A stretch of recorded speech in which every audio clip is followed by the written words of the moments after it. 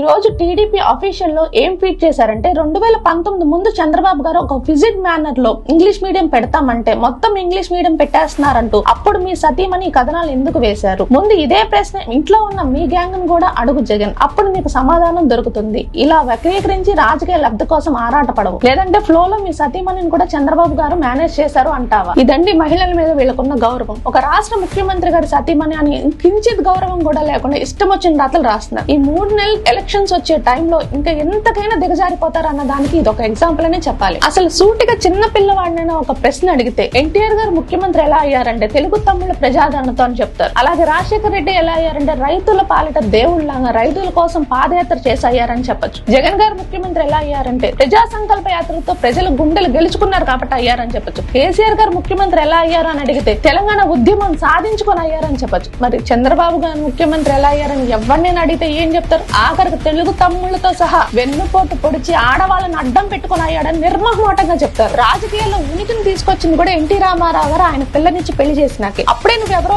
అందరికీ తెలిసింది. అక్కడ కూడా ఒక ఆడపిల్లని అడ్డం పెట్టుకుని నువ్వు బయటకు వచ్చావు. నువ్వు రాజకీయంగా ఎదగడానికి కూడా లక్ష్మీ పార్వతి గారిని ఏ విధంగా చేసావో అందరికీ తెలుసు. ఆ రోజు మొదలు ఈ రోజు వరకు ఆఖరికి నీ భార్యను కూడా నువ్వు వదలలేదు. అసెంబ్లీలో అనన మాటను అన్నావని చూపించుకుంటూ వెక్కి వెక్కి ఏడిచి సింపతి ఓట్ల కోసం ఎంతలాగా నువ్వు రెచ్చిపోయావో అందరూ చూశారు. విత్తనం ఒకటైతే చెట్టు ఒకటి అవుతుందా? నీకు తెలియకుండానే ఇలాంటి రాతలు రాస్తారా? నువ్విచ్చిన ఇన్స్ట్రక్షన్స్ వల్ల కాదా? 75 ఏళ్ల ముసలోడికి కనీసం ఇంగితం అన్నా ఉండాలి. నీ వయసు కన్నా గౌరవం ఇచ్చేటట్టు చేసుకో. మీ ఇంట్లో మహిళలైనా ఎవరింట్లో మహిళలైనా మహిళలు అని మాత్రం గుర్తు పెట్టుకుంటే సరిపోతుంది. మీ ఇంట్లో మీ కోడలు రాహుల్ గాంధీతో మాట్లాడితే అది ఫ్రెండ్షిప్, రానాతో మాట్లాడితే అది ఫ్రెండ్షిప్, ఎవరితో మాట్లాడినా అది ఫ్రెండ్షిప్. మేము ఫ్రెండ్షిప్ అని అనుకుంటాం, ఎందుకంటే మాకు ఆ సంస్కారం ఉంది. మా నాయకుడు మాకు ఆ సంస్కార లక్షణాలు ఇచ్చాడు. మీ మహిళలైనా మా మహిళలైనా మేము ఒకే విధంగా చూస్తాం. అసలు మహిళలను అడ్డం పెట్టుకుని రాజకీయాలు చేయాలి, మహిళలు ఇంత నీచంగా రాయాలి, అప్పుడే మనం ముందడుగు వేయగలుగుతాం అనే నీచపు ఆలోచన తొలగిస్తే ఇంకా మంచిది. 2019 ఎలక్షన్స్ లో కూడా ఆడవాళ్ళని అడ్డం పెట్టుకుని పసుపు కుంకుమ కింద 10,000 ఇచ్చి గెలవాలని చూస్తాం. కానీ మహిళలు చాలా తెలివిగా మీ మొహానికి పసుపు పూశారు, జగన్మోహన్ రెడ్డి గారు నుదుట తిలకం దిద్దారన్న విషయాన్ని మర్చిపోద్దు. అసలు ఈ రాతలన్నిటికీ కారణం నువ్వే అని అందరికీ తెలుసు. స్విచ్ చేయకుండా ఫ్యాన్ తిరగదు, గుర్తు పెట్టుకో. మా ఫ్యాన్ గాలికి నువ్వు ఎక్కడికి వెళ్ళి పడతావు ఈసారి 2024లో.